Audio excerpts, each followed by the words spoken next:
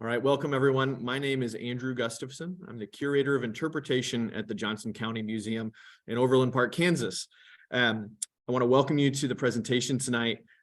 My title as curator of interpretation is to help people access history, and I get to do that through hosting programs like this. And the bulk of my work is in researching and writing for the special exhibits that we have. And so that is where we are coming tonight. This program complements the museum's current special exhibit, Redlined: Cities, Suburbs, and Segregation, which is now on display. The exhibit takes a deep dive into the long history of redlining, from its roots after the Civil War in private real estate practices and its expansion as a federal policy, and attempts in the civil rights era to deconstruct the system, as well as the legacies that continue to impact communities across the nation, including the Kansas City Metro. Tonight's program will reveal the history of real estate industry in creating segregated and restricted suburban neighborhoods, in the federalization of the ideas of the FHA's policies, and in attempts and actions to undermine fair housing efforts and laws across the nation. If you have questions tonight, feel free to put those in the chat. I'll be going through those and we'll be answering questions in the Q&A at the end of the program. Tonight, though, we're going to welcome Gene Slater. Gene has served as a senior advisor on housing for federal, state, and local agencies for over 40 years. He co-founded and chairs CSG Advisors, long one of the nation's leading advisors on affordable housing. He has advised on housing issues in 30 states, and his projects have received numerous national awards. And in the aftermath of the financial crisis in 2009, he helped design the program by which the United States Treasury financed homes for 110,000 first-time buyers. He received a BA summa cum laude from Columbia, a master's of city planning from MIT, master's from Stanford, and mid-career fellowship from Harvard, awarded to 10 planners and architects from around the world each year. He's the author of a new book in 2021 called Freedom to Discriminate: How Realtors Conspired to Segregate Housing and Divide America. You can see it on the screen. I have my copy here. It was very instrumental in the research for our exhibition. Gene lives in the San Francisco Bay Area, where he's coming to us from tonight. So please welcome Gene Slater. Thank you.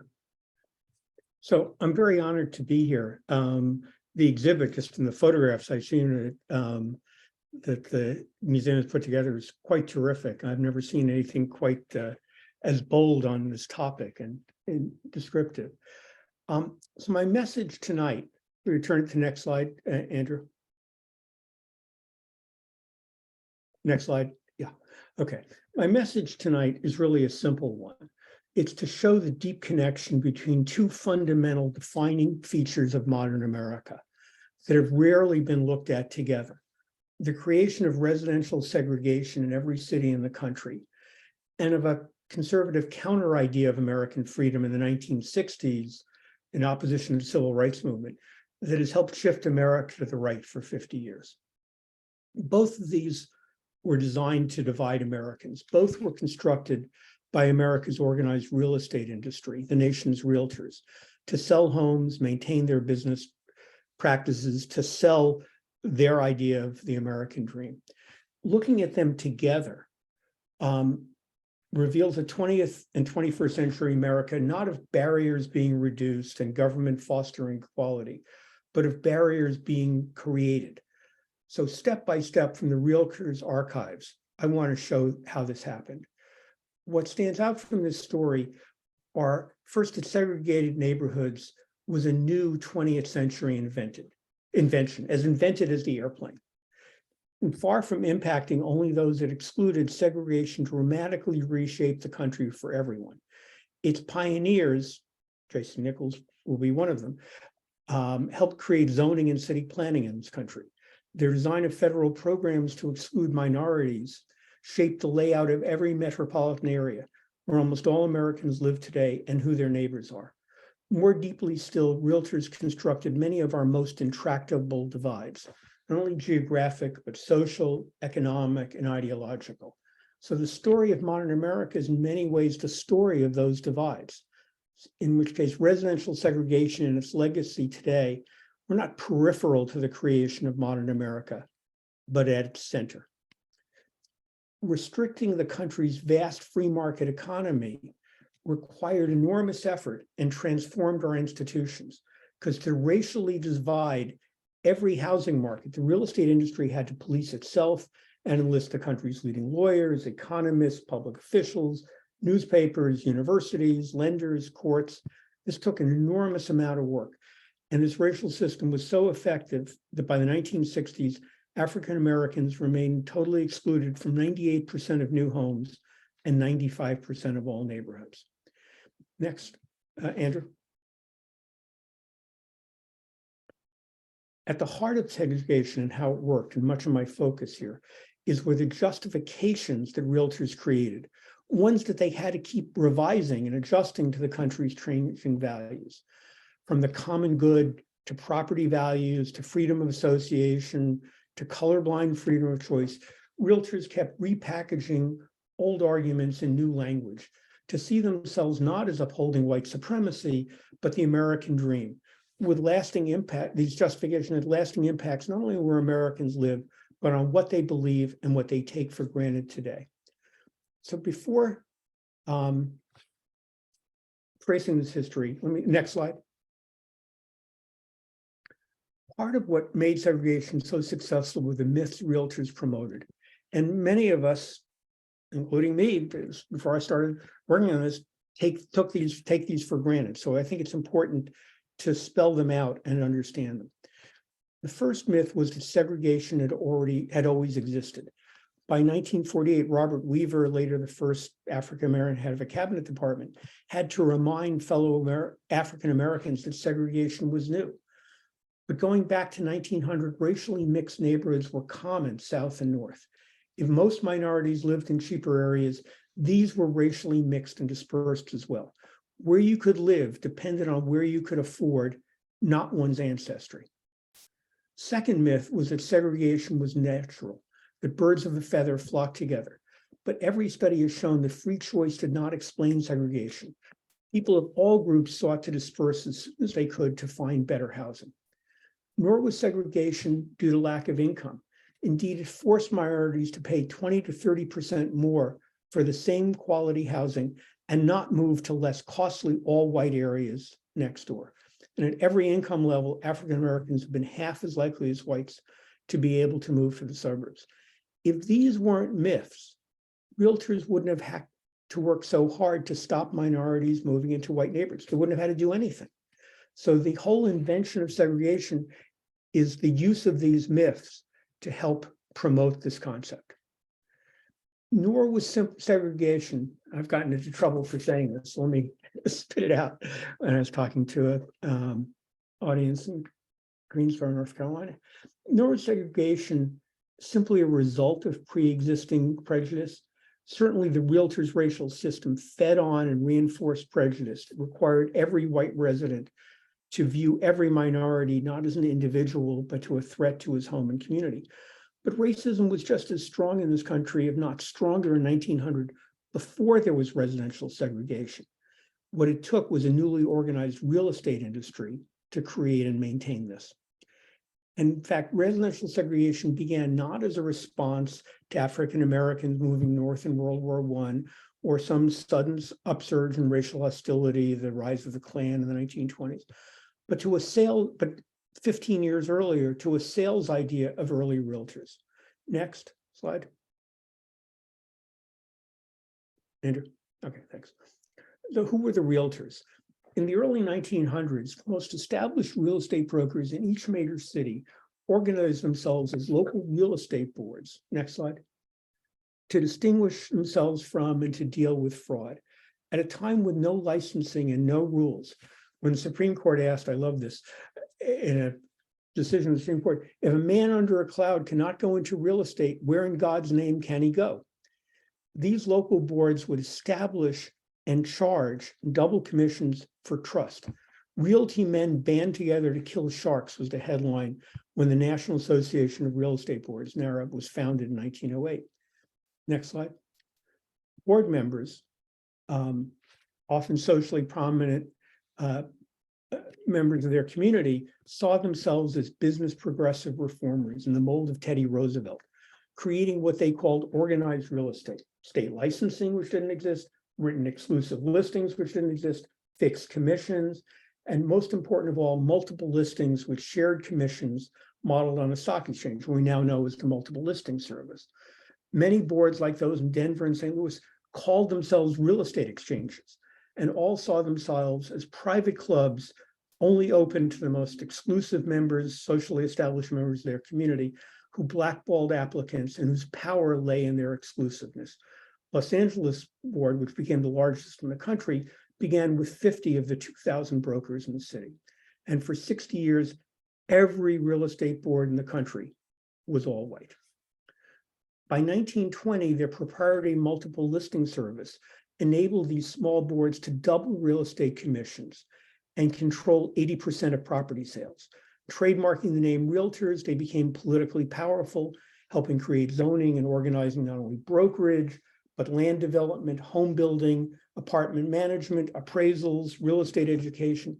The National Association of Home Builders came out of the efforts of J.C. Nichols from Kansas City to create that. So all the organizations in real estate today were the spin-offs of the Realtors.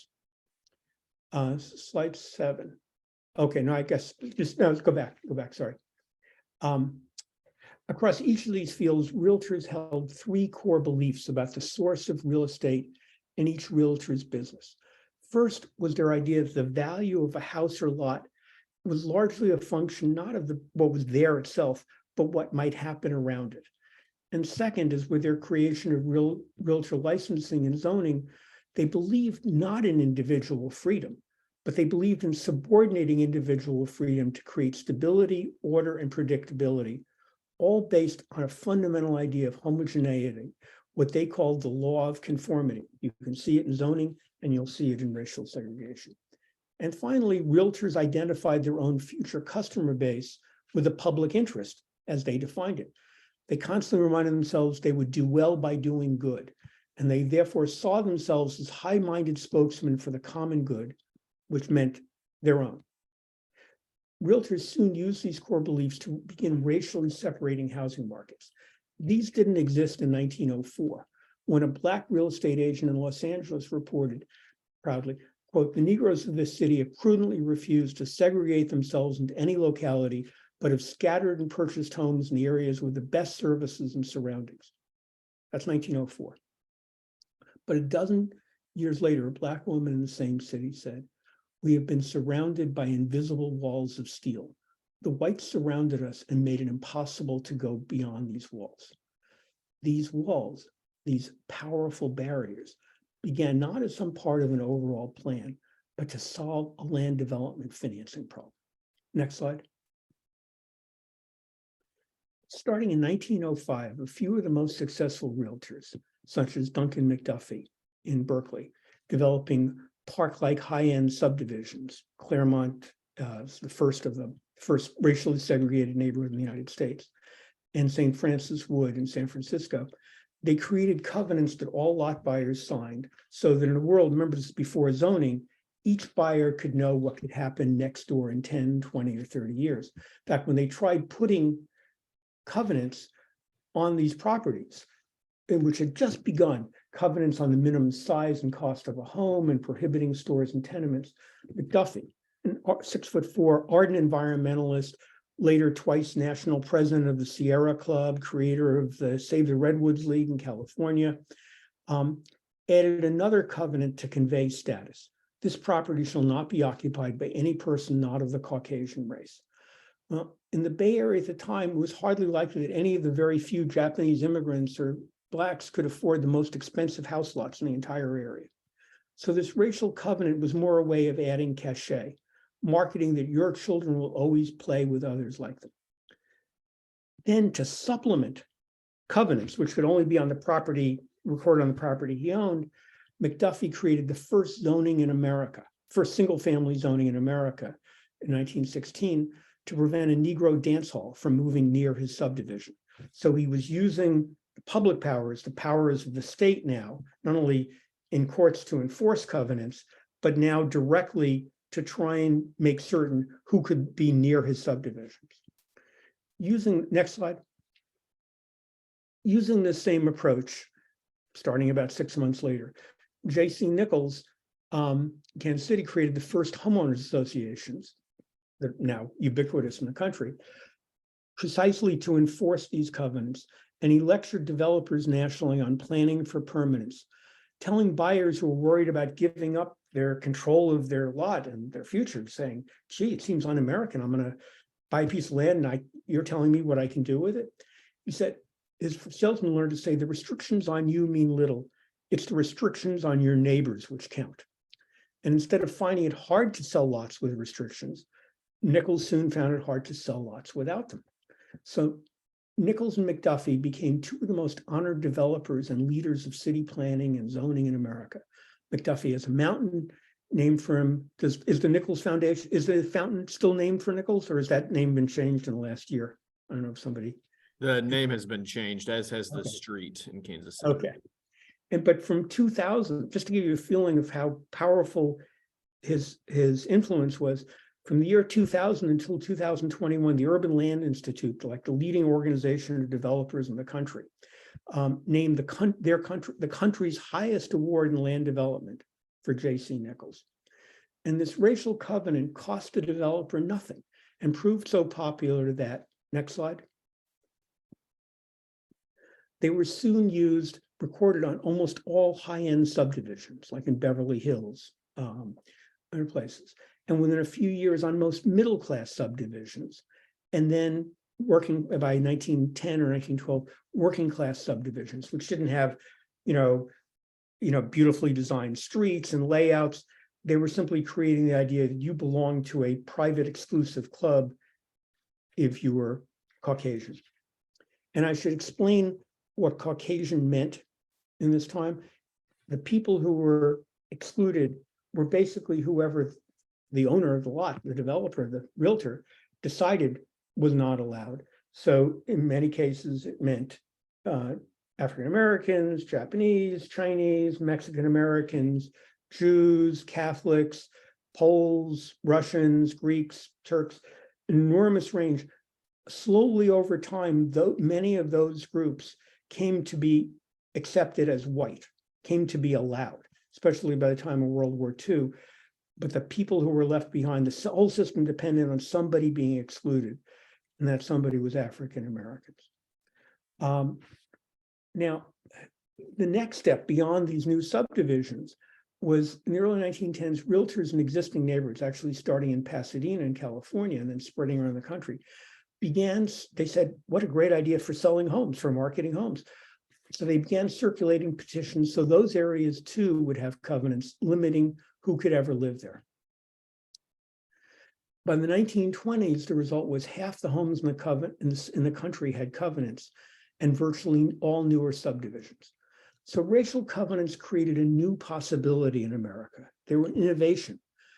They created the possibility of racially exclusive neighborhoods, something that hadn't existed, and a product that spread as quickly and sold as fast as the automobile. Next slide. By the 1920s, realtors' sort of ad hoc success in racially separating markets, subdivision by subdivision, created a new and unexpected role for realtors. They found they'd become racial gatekeepers in thousands of neighborhoods. The owners they had sold homes to, the homeowners associations they created, the public officials elected by them, all looked to realtors to protect all Caucasian areas. This realtor role became even more urgent after the racial zoning ordinance, the city itself saying you can't, only whites can live in here. They were declared unconstitutional by the Supreme Court in 1917. So segregation now depended, this new invention, now depended on covenants and realtors.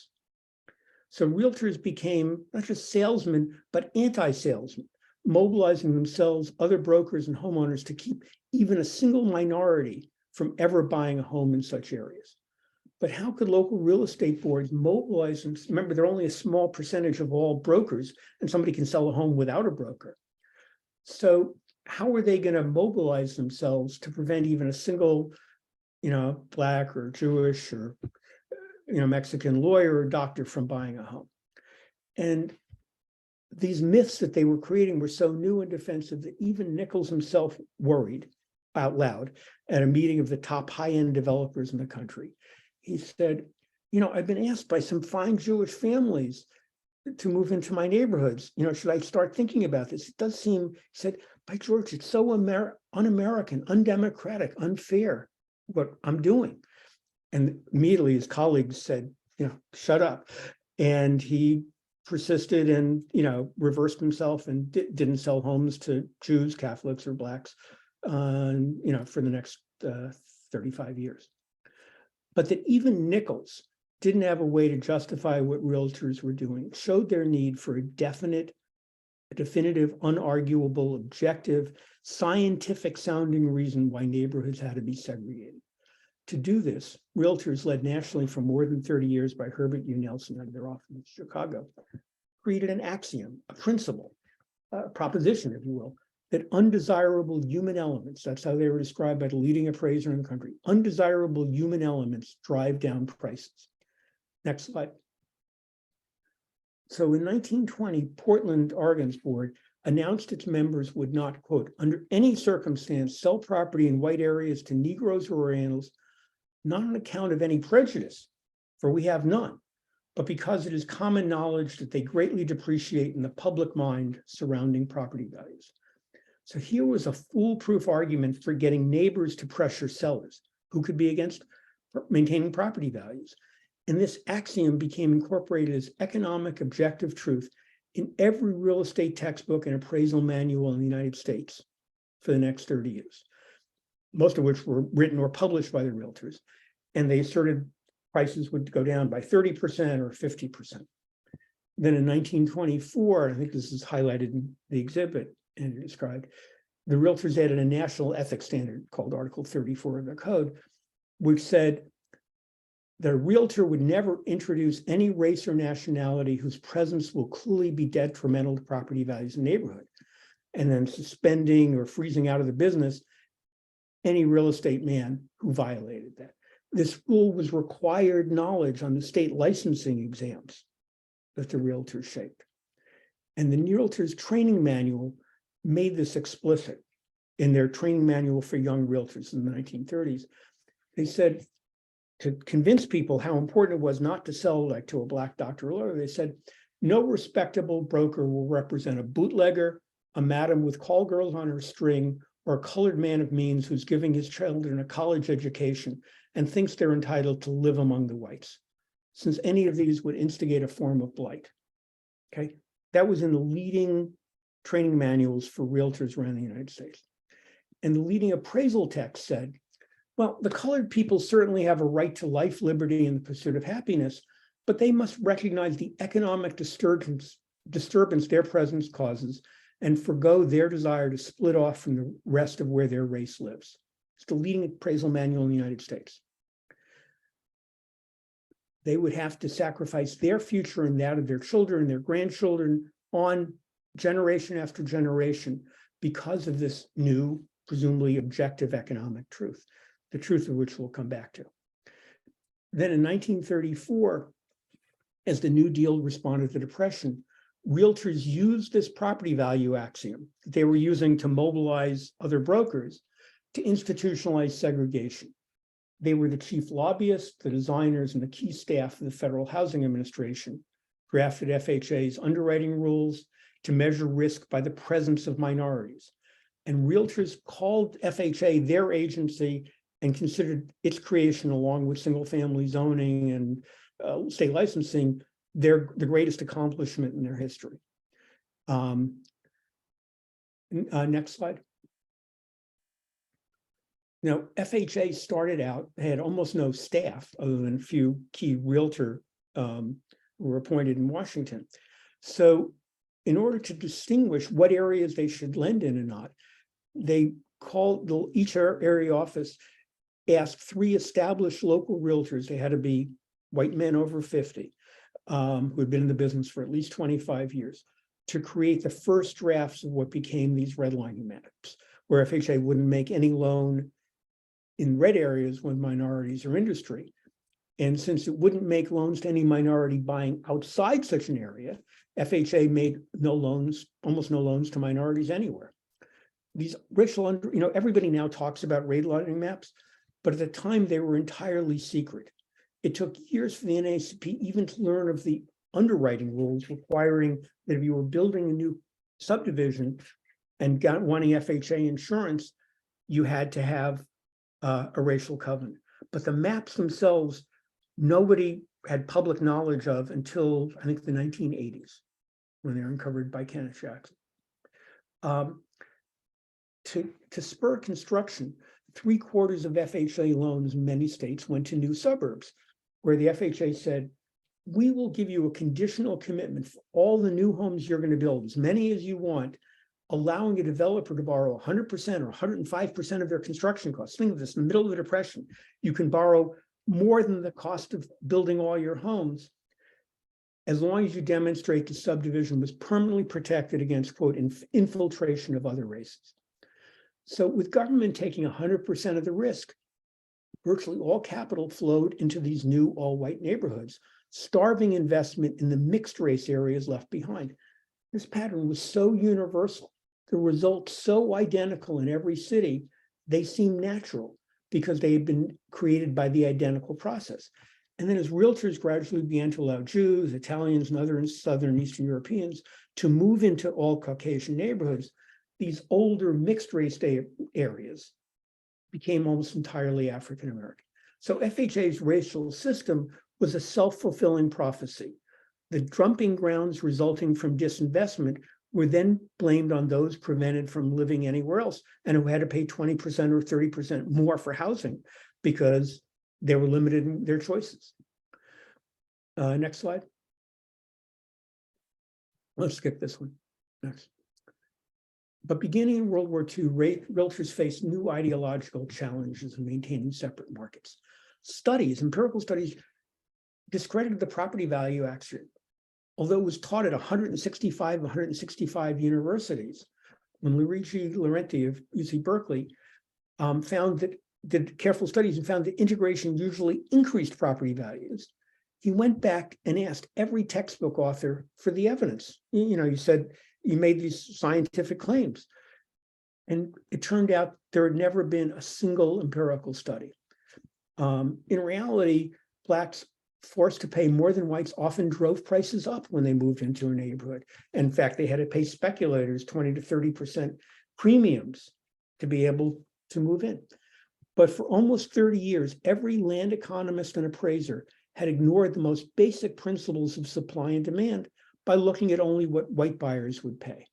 So the building of mid-century America and the entire government mortgage lending system that prevented minorities accumulating wealth in this country was based on a lie. There's no other way to say this.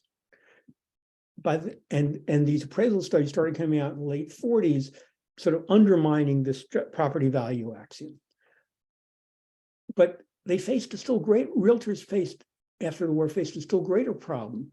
The climate of a world war fought in the name of American freedom that led both Black and white Americans to line up to see gleaming freedom trains with the Declaration of Independence, and to ask why minority veterans who had risked their lives for their country couldn't live in the homes they had bought. Next slide. In response, in September 1947, when Charles Shattuck, known as Mr. Real Estate and later the Realtors National President, told homeowners at a West Side meeting of owners in Los Angeles why they had to enforce covenants against returning minority GIs with medals and Purple Hearts, he used a new argument. He was a leading appraiser. The country's National Appraisal Award, today, still is named for Shattuck. He knew the property value argument had been discredited. So instead, he created a new argument. He invoked freedom of association, the right to exclude other races. This is what he said to these homeowners. Under the Constitution, we're all equal. Non-Caucasians can buy anywhere the same as whites, but it's also constitutional for any group to band together and agree no member of any other group should live there. This is American freedom. Koreans may utilize this, Chinese, Negroes, and so may pure Caucasians. It's unfortunate, he said, that white owners have to work against men who fought for us in the war, but we can't let the bars down to anyone. And he turned this freedom not to associate into an obligation. I could sell out and buy a home somewhere else, he said, but I wouldn't be doing my duty as a patriotic citizen. Shattuck's argument had no legal basis. It wasn't in the Constitution. No court had ever upheld such a racial right. It was a way to mobilize neighbors in the name of American freedom. But while Shattuck, next slide, while Shattuck was urging homeowners to enforce covenants, realtors found themselves facing an opponent they had not reckoned on, President Truman. Outraged at a returning GI in South Carolina, getting on a bus and having his eyes put out for speaking back to the bus driver.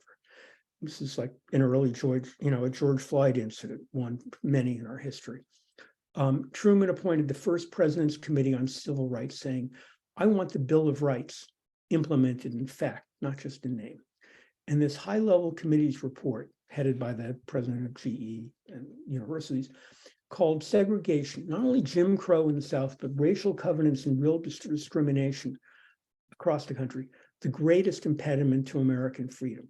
Freedom, the committee said, required government to protect the equal rights of all. And the committee's most immediate recommendation that Truman acted on the next day was for the federal government to do what it had never done in a case between private parties: support the NAACP's lawsuit challenging covenants before the Supreme Court, Shelley versus Kramer. Next slide. In 1948, the Supreme Court ruled unanimously. I have to say, 3 of the justices recused themselves, presumably because they lived in covenanted homes. But they ruled unanimously that courts couldn't enforce racial covenants, since that was government action under the 14th Amendment. In response, alarmed Los Angeles realtors proposed a US constitutional amendment to overturn the 14th Amendment in this country and, quote, in the interest of fairness, assure separate areas where each race could, quote, enjoy the pursuit of happiness, to prevent Negroes from, quote, menacing the family life of the nation as we have enjoyed it. This is the same year apartheid began in South Africa. But on the advice of their counsel, after pushing this for a few months, realtors dropped the idea of this constitutional amendment because they were told, you can do this in quieter ways. You can use racial steering to take on the role the courts had played, because realtors had to do what covenants had done. Next slide. To mobilize themselves, developers and neighbors, and prevent sales to minorities, they used Shattuck's argument of freedom of association. The language is new, the underlying principle of exclusion was the same. The right to ban people from living in it, neighbors to ban somebody else. It reflected, too, the deep core of the property value argument, that a minority paying the full asking price of a home was robbing something from all the neighbors. Instead of stealing home values, a minority was now selling their freedom to live only with whites. And by 1950s, neighbors were circulating petitions around the country, not, quote, not because of any feeling of discrimination, but under the laws of our country that a man has a right to protect his home, we protest the sale to anyone not a member of the white Caucasian race. That the same cry, next slide, became the same way that Southern segregationists like Strom Thurmond led the Dixiecrat rebellion against Truman in 1948 would come to haunt realtors in the 60s. This rebellion was the first step in a plan by Southern banking lawyer Charles Wallace Collins, lead counsel to the Bank of America, I should say, to maintain Jim Crow. Said the only way to save Jim Crow in the South is to create a new national majority party where Southern Democrats leave the Democratic Party and join with those Northern Republicans willing to limit federal intervention in civil rights in return for ending the New Deal and limiting federal regulation of business. This is a plan that would take 20 years to realize, this idea of this new national conservative majority party. And the realtors' ideology, as I'm going to explain, turned out to be crucial to it. Next slide. In the meantime, realtors were so successful in maintaining discrimination that segregation only intensified. After Shelley versus Kramer banned covenants, it became harder, not easier, to move into white neighborhoods. By 1960, in Los Angeles County, for example, fewer than 1% of Blacks live in neighborhoods that were not majority Black. Of 70,000 residents in a new city, all built with FHA insurance, 7 were Black. 92,000 in Burbank, 1 was. The same was true, I'm drawing these examples from California, the same was true, obviously in Kansas City, but it was true across the country. And to give a flavor of this, in the Bay Area, then is now one of the most liberal parts of the nation, of 325,000 new homes that were built in the 1950s, 50 were available without regard to race. Newspaper ads were separated into restricted and unrestricted columns by local, not by the owners, but by local real estate boards. And FHA continued to allow developers to use government insurance to build vast subdivisions, the Levitowns of America, to sell homes only to whites. Next slide. In response, the NAACP and others who had thought Shelley would end segregation, a Supreme Court decision, created a small nonprofit, National Committee Against Discrimination in Housing, taking on the real estate industry out of an office the size of a bedroom. They called themselves fleas on a tiger, taking on the real estate industry, FHA, the realtors, and they created model fair housing laws for cities and open occupancy committees to promote these. There were such committees in 18 cities by 1959, over 450 by 1964. New York City passed the first fair housing ordinance in 1957. And by 1959, there were state laws in several states. And the Realtors National President labeled fair housing, which they called forced housing, not like they called zoning forced zoning. The greatest challenge facing America. Certainly the greatest challenge facing realtors' practices. Next slide. The key battle in this war was fought in California, with 40,000, which had 40,000 of the nation's 80,000 realtors, and raised money from the realtors nationally. And they called this campaign, this effort, Gettysburg 1964, this battle over this fair housing issue, Time magazine said it overshadowed the piddling issue of the presidential election between Johnson and Goldwater. It was so controversial. And this pivotal conflict shapes the nature of fair housing and where people live in America today. That's why I want to talk about it for a few minutes. Next slide. In 1963, Assemblyman Byron Rumford of Berkeley had passed a fairly modest act opposing fair housing on rentals, non-discrimination, and about a quarter of single-family homes, allowing a buyer or tenant to ask a state commission to investigate discrimination and impose damages, worst case of $500. And while Massachusetts and Colorado realtors had chosen to comply with such laws, Wilson proposed a sweeping response, ask voters not simply to overturn the law by a referendum, but to pass a state constitutional amendment that would prohibit the state or any city from ever limiting residential discrimination in any way. No state constitution had, a provision like this. This was going to be his answer. And he said he hoped this constitutional amendment would be a national turning point. Quote, if Californians say, yes, we want all our freedom restored, the people in other states will take heart and fight the same battle for freedom. But next slide. But California realtors faced a daunting challenge. How in a liberal state at the height of American liberalism and support for civil rights and, the climate of attacks on civil rights in Birmingham, how are they going to promote a state constitutional amendment to permanently protect racial discrimination in a relatively liberal state? Next slide. The realtors were almost entirely politically isolated against a popular two-term governor who had made this his most important issue.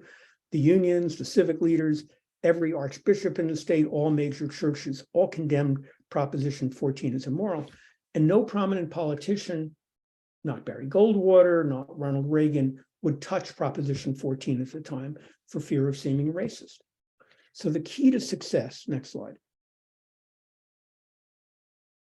Spike Wilson realized, he was the head of the realtors here on the right, was to challenge the idea of freedom at the heart of the civil rights movement. Thus, 9 months after King invoked the Gettysburg Address, the March on Washington, Wilson called their campaign Gettysburg 1964 and said, now we are engaged in a great war over civil rights, testing whether equal rights for all can be achieved without losing freedom of choice, freedom of association, and private property rights. We are involved in a great battle for liberty and freedom. So he's invoking Abraham Lincoln too. So to challenge King, to appeal to the vast majority of California voters who didn't want to see themselves as racist or opposed to racial equality, Realtors campaigned as racial moderates. They announced an equal rights committee, not mentioning that it only met once. And they told their spokesman, never speak about race, only speak about freedom. But at a time when freedom as a domestic issue meant the struggle for civil rights, what idea of freedom would protect discrimination? Freedom of association was so linked to what was happening in the South and to anti-union right to work laws, they would have lost dramatically if they used this argument. So next slide. So instead, they created a new concept of individual owner freedom of choice, the absolute right of every owner to decide who to sell or rent to. So the same right that realtors had used for 40 years, limited racial covenants to prevent any owner from selling to a minority, from having the freedom to decide, they now presented as the very foundation of American freedom, what the Revolution and the Constitution had been based on. Next slide. So Wilson created this property owner's Bill of Rights, the image of the Boston Tea Party, elevating the absolute right of owners by never mentioning any rights of buyers or tenants, the right to become a homeowner or to rent a home in the first place. And it was worded so like the Bill of Rights that this proposition, when pollsters read it to voters in Watts, over the phone, 60% said, oh, that sounds good, I'm in favor of that, until they were told its purpose. So instead of one race's right to exclude another, freedom of association, individual freedom of choice, which was on every billboards on every Los Angeles freeway, sounded racially neutral. Freedom of choice, realtors said, applies to everybody. Everybody should have the right to discriminate. After all, discrimination simply means choosing. Each seller has the right to dispose of his property as his conscience dictates, making discrimination a matter of freedom of religion. And therefore, to support Proposition 14 didn't mean you were prejudiced, but rather believed in each American's right of individual conscience. Next slide. So they were taking this idea of individual freedom of choice to stand in for freedom of association. And John Gorsuch, the grandfather of the current Supreme Court justice, arguing for the realtors in a case actually in Colorado in 1962, he said, it's true that freedom of choice means little to the seller as an individual, because he's going to move somewhere else. But it's made him possible for him to choose the type of neighborhood in which he wishes to live and the associations he and his children will have. So in effect, they created the idea of freedom to enforce what might seem like the very opposite of it, to enforce social conformity.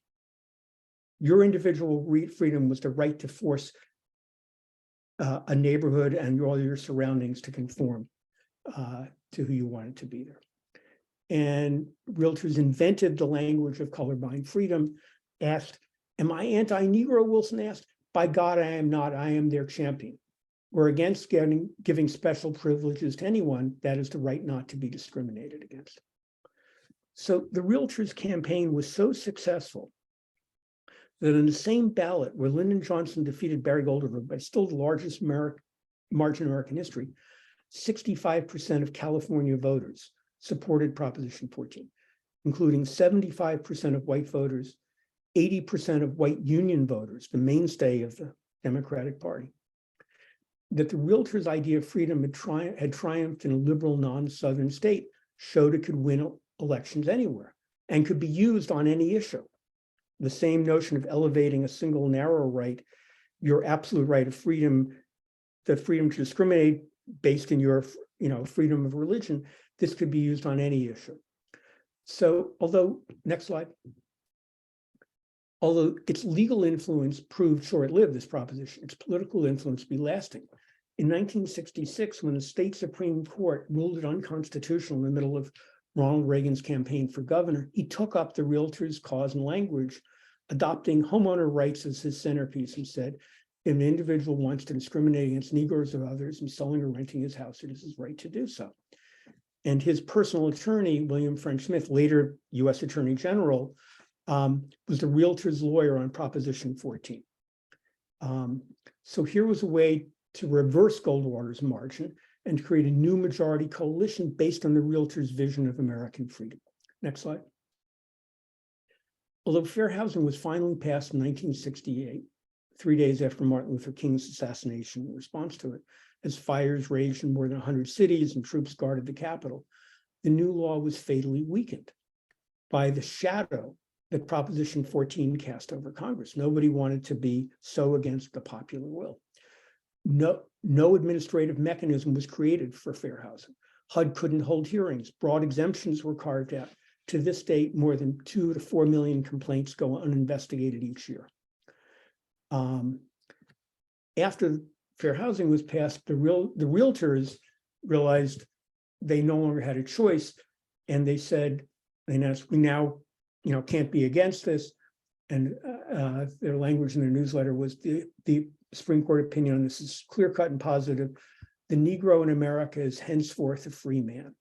And to distance themselves from their racial past, realtors changed the name of all their organizations in the 1970s. Next slide. But the legacy the real estate industry created is very much with us in America's divided neighborhoods and the idea of freedom that has shaped our political debates ever since. At each income level, African Americans remain almost as segregated today as in 1968. By the late 1990s, almost 90% of white suburbanites lived in communities that were 99% white. And since then, more rather than fewer neighborhoods have become 90% Black.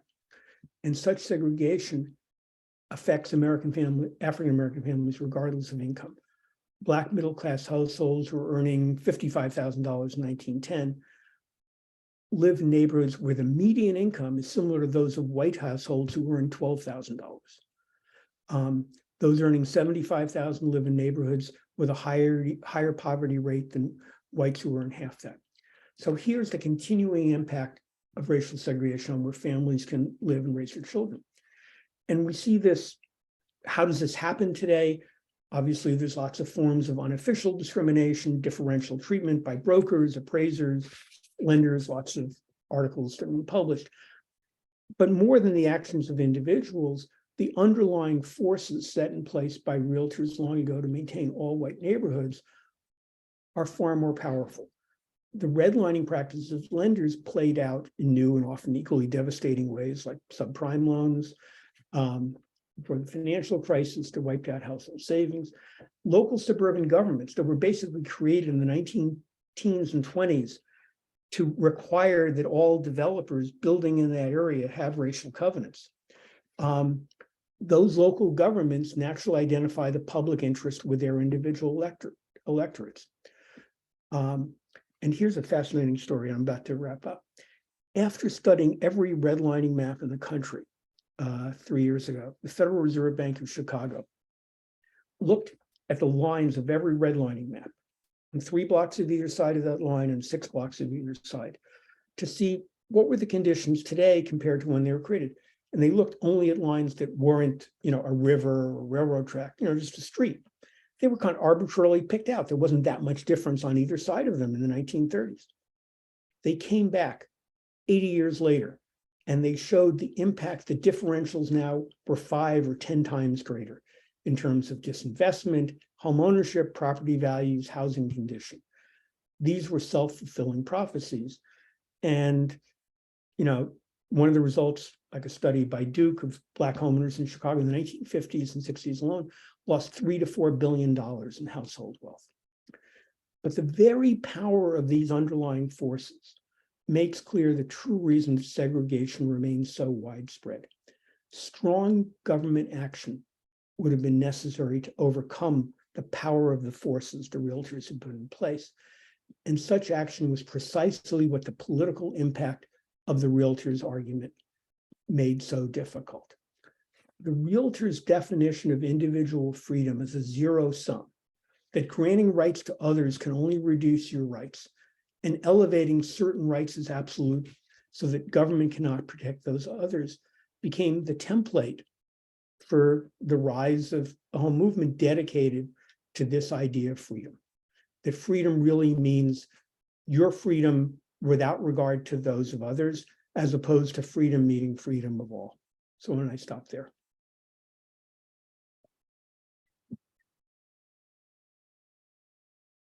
Thank you so much. Oh my gosh, your presentation is pretty incredible. I want to encourage folks to throw questions in the chat. We'll be reading them off so that Mr. Slater can answer those. I'll go ahead and start with a couple that have been in there, and you partially answered this one, but I think we can dig in a little deeper. So forms of discrimination have shifted over time, from slavery to Jim Crow, separate but equal, and then restrictive covenants. How do you see this continuing to happen today, and maybe systemically? You talked about, individual action of realtors and things for steering. Are there other ways that you see this, other language that's being used? I found your slides talking about how the language and the ideas shifted, really interesting. What's the next iteration of this that you see today? Well, I think, and I said, this idea of freedom that the realtors designed. It was a design. It was an invention for a campaign. It was a sales pitch. That idea of freedom has had power because it conveyed three things. It united social conservatives, often who were Catholic and in favor of, religious restrictions, Sunday blue laws, abortion restrictions, and so forth. Social conservatives who thought people should be limited, and libertarians, who were like two opposing wings of the conservative movement. It united them with the same argument that John Gorsuch should use for the realtors, by saying your individual freedom means your right to enforce and to live in a conforming community. Okay? So it united those two things.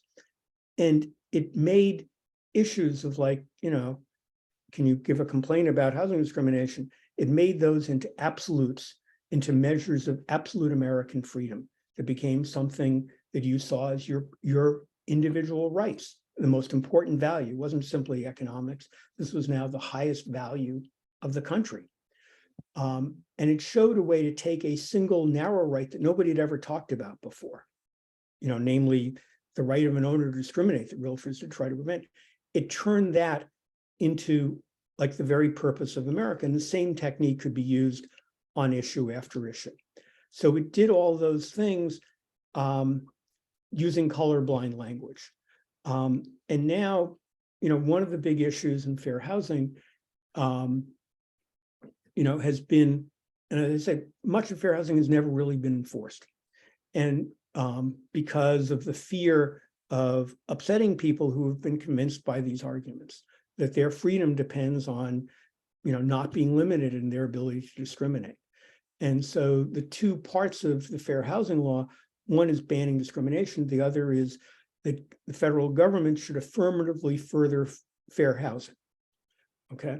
And therefore, but in the 1970s, when George Romney, Secretary of HUD under Nixon, tried to do this, with open communities law, Nixon overruled that, pushed it back. Reagan removed a lot of the, under William French Smith, the realtor's lawyer, as Attorney General, removed many of the restrictions. There have been ongoing battles about this affirmatively furthering fair housing today. So there are issues, but as I say, it's really the broad theme, the underlying theme of your right. You have a right to discriminate. You have a right for your individual freedom as a matter of conscience that's now used in various aspects of our political life. I think that's the basic barrier. I can also talk, depending on what other questions you have, I can talk about some of the things I'm working on to try and overcome some of these barriers, but let's hear what other people's questions are. Yeah, sure. Can you talk a little bit about how covenants or restrictions transitioned into zoning for municipalities? In this area, there were a lot of suburbs that were being developed outside of municipalities. Nichols was operating almost exclusively outside of those areas, and other areas here too. So how do those restrictive covenants, how does that work when you have municipalities that are created with zoning and statutes and things like that? So remember, the first idea of covenants came before there was zoning. So it was like an attempt, a developer, how can he control what happens to the remaining lots in his, if he's building a big expensive subdivision, how can he control what happens 5 years or 7 years later when he's selling the last lots? So that's where they came from. And zoning came along at just about the same moment as covenants. almost as a separate initiative, as a way of controlling, again, the realtor's belief that the value of property depended on what could happen around it. Zoning was a way of trying to create predictability. They believed in this idea of conformity. The basis of real estate stability was conformity. It was predictability based on conformity, like with like, only, this kind of house with this kind of house, so forth. As I say, McDuffie, the same guy who invented racial covenants in this country, was the proponent of he was head of the Berkeley Planning Board and the inventor of the first single family zoning in the country. To give you a flavor of the connection, there's a meeting, the national meeting the realtors had in 22, 23 in New York with the head of zoning for New York, which had become the biggest, place of zoning in the country. And the realtors asked the meeting, well, let's get down to brass tacks. Can zoning be used to limit what races can live where? That's what we really want. And he said, unfortunately, we can't do that because the Supreme Court will overrule it. We can use it indirectly by setting standards, putting people out, creating areas that are so exclusive, nobody else can choose to live there. We can do that. We can sort of support it. But if you want to do it yourself, covenants are the way to go. So covenants and zoning came together as sort of a pair of related approaches to achieve the same objective in large measure. Thank you. I went to planning school and took classes on, zoning at Harvard in 1970. I never learned a single thing about that history. It was like, oh, this is like a clever technique and, interesting and so forth. I didn't know anything about that history. It's very little known. Yeah. I want to get to what you're working on now. There was one other question that came up, and I think it's a good one. So a lot of the examples, of course, our exhibit and a lot of the examples that you gave are from larger cities and larger suburban areas outside of larger cities. So how did redlining and these restrictive covenants and things like that, how did that impact smaller towns and rural areas? Was the system put in place there as well, just without the maps, or what did that look like? There were maps of, I think, 350 metropolitan areas. So pretty much any largely developed area wound up. But any area with a real estate board, and a group of local realtors established the same rules and followed Article 34, or else they couldn't have been realtors in the country. I don't know the details on small towns, but the same notion of support between realtors and local officials working together to maintain, what they called community traditions, even though they'd only been created a few years before. I think that was prevalent throughout. I mean, I've read, there's a wonderful, the Hoover Institute online, there's a wonderful archive in which a Stanford professor got the realtors to do a survey of every real estate board in California. And some of these are fairly small communities. And just to read the reports, and they asked people how to check boxes. How do you deal with each race? And they said, we set up a MEDAX committee, to prevent, I love the phrase, to prevent anybody from moving in. We force people, to sell. We outbid them. We do anything we can to prevent minorities. And different towns, some cases it was Japanese Americans they were working to prohibit, in some cases it was Chinese, in some cases it was Mexicans. It wasn't always the same in each area. It was different depending on who they saw as the local people pushing against them. And certainly for the FHA, for VA mortgages, I believe also farm loans from the FHA, all would have been within the same system, requiring the same things, those restrictive covenants. And so regardless of how big an area you lived in, correct? So what FHA did was required, said, if we're going to give you a commitment for a new subdivision, you have to have racial covenants, until Shelley versus Kramer in 1948. Then they said, oh, we can't do that. And they took out all the racial language in their rules, but they basically, all the major developers in the country were selling only they could control their power as sellers. And they said, well, we'll just sell to all whites, and we'll in fact use covenants. We'll ask people, we'll record covenants, even though a black buyer might say, but you can't enforce this. This is our way of telling you, not to be here. You got tied up in court. So there are lots of tools there's no limit. This is a story of innovation. I mean, I hate to say this, but this is a story of innovations in America. And like many innovations, California was the centerpiece of a lot of these. Thank you for that. So tell us, what are you working on now in terms of fighting this? And also, what are you working on now in terms of maybe other additional projects? So two things I'll mention. One is I worked over the last year, probably the major thing I worked on was for the state of California, for the treasurer's office, designing. You have to think about what are the homeownership challenges in Kansas City, picture what they are in California in terms of price affordability.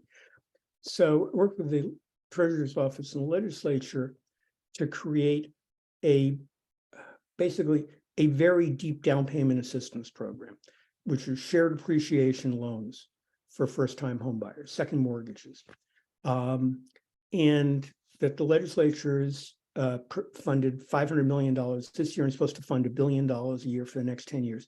It's not a housing subsidy program. This is a revolving fund to invest with homeowners so they can afford the monthly payments on a smaller mortgage to buy a home. And one of the questions that came up in this is clearly in the legislature, there was a great desire to use this as sort of a means of addressing racial inequities that have been created through this whole history. But there's a part of the state constitution passed in the 90s prohibits the state from ever discriminating in favor of a minority, right? So the question is, what could you do about that? And so the approach we designed, which the legislature liked, was to say, think of this program as like a lottery. Everybody below 120 or 150% of median income can apply. Obviously, there'll be far more demand. Even with $1 billion a year, there'll be far more demand than the number of people who can get it. So we said, imagine everybody gets one chance, one application that's reviewed. It's actually going to be done in priority buckets, but you can think of it as a lottery. We'll give 4 tickets to anybody who's lived in the lowest income, historically redlined areas of the state for 5 of the last 10 years. 5 of the last 10 years, because they may have been forced out because of gentrification. And so it has no racial basis in it. It can be challenged in the courts, but rather it's simply based on geography, on areas which have consistently, had discrimination, were redlined. So that's one way to take the maps of your exhibit and combine them with the kinds of programs of a state housing finance agency, for example. So that's one thing I've worked on.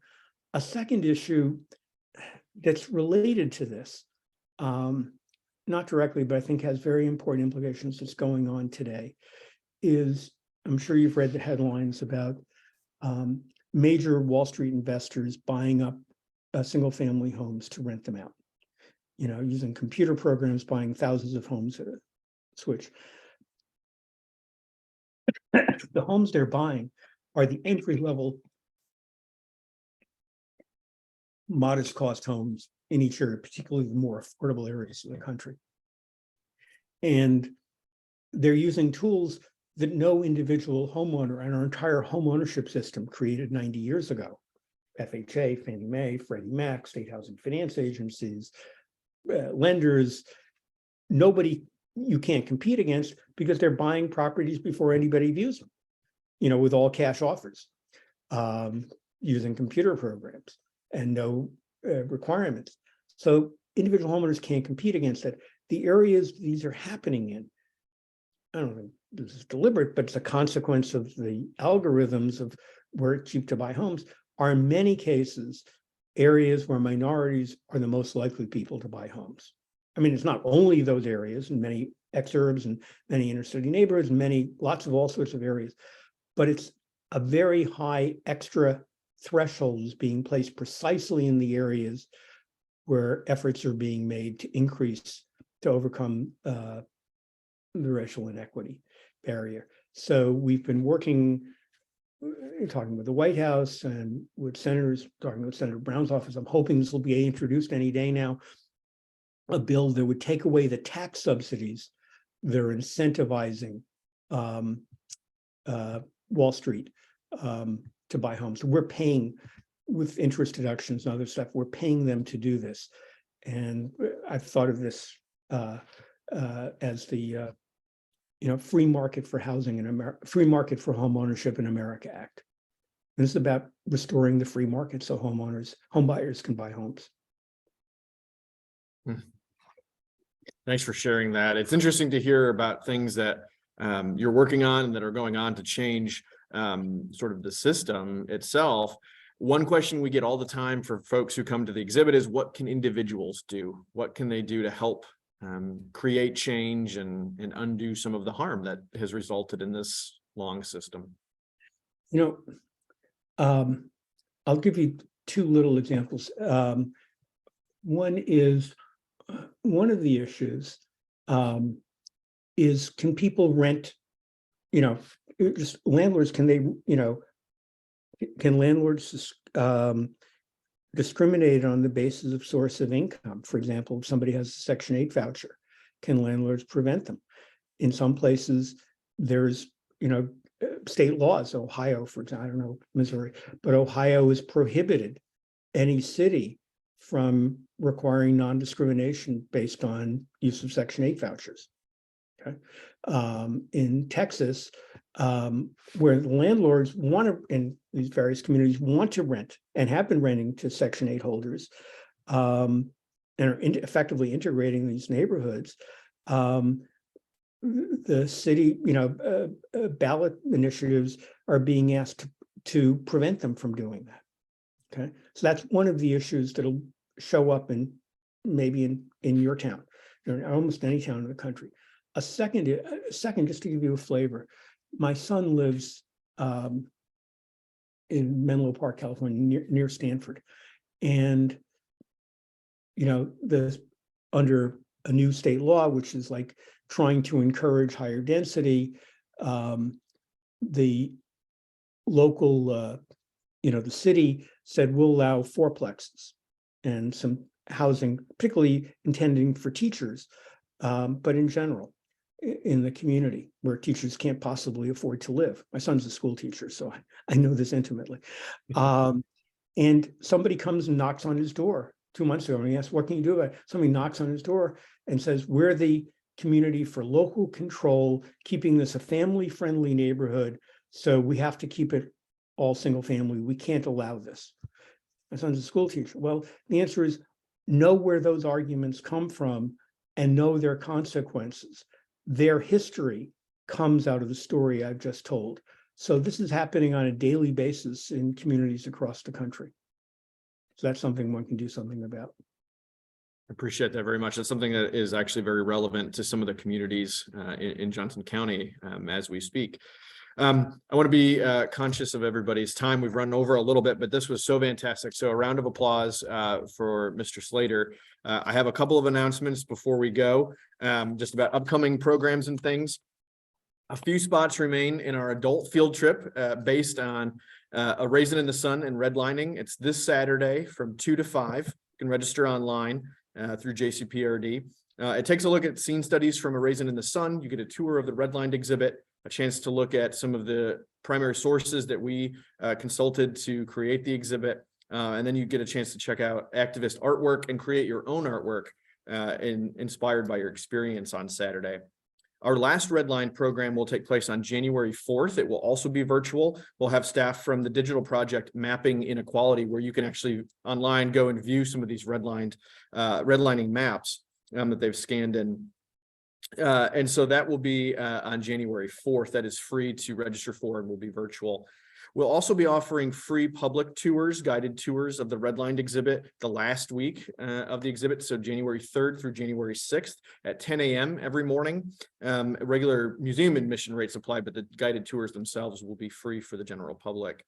The exhibit closes at 4:30 on January 7th. And after that, the exhibit ceases to exist and we bring in our next exhibit. The good news is that because of popular demand, folks who've come to see the exhibit, we've published it as a book that's available in the museum store. And we're hoping with fundraising and planning that we can turn the exhibit into something digital, but we plan our exhibits 3 to 5 years out. And so this wasn't something that we'd originally planned for. So folks who attended tonight, thank you so much for your time. Surveys will be coming, so check your inbox for that. And again, Mr. Slater, we want to thank you so much for your time tonight. This was a fascinating presentation. Your book is fascinating. And I just appreciate all that you've done on this topic and sharing your knowledge with us tonight. Thank you, everyone. Take care.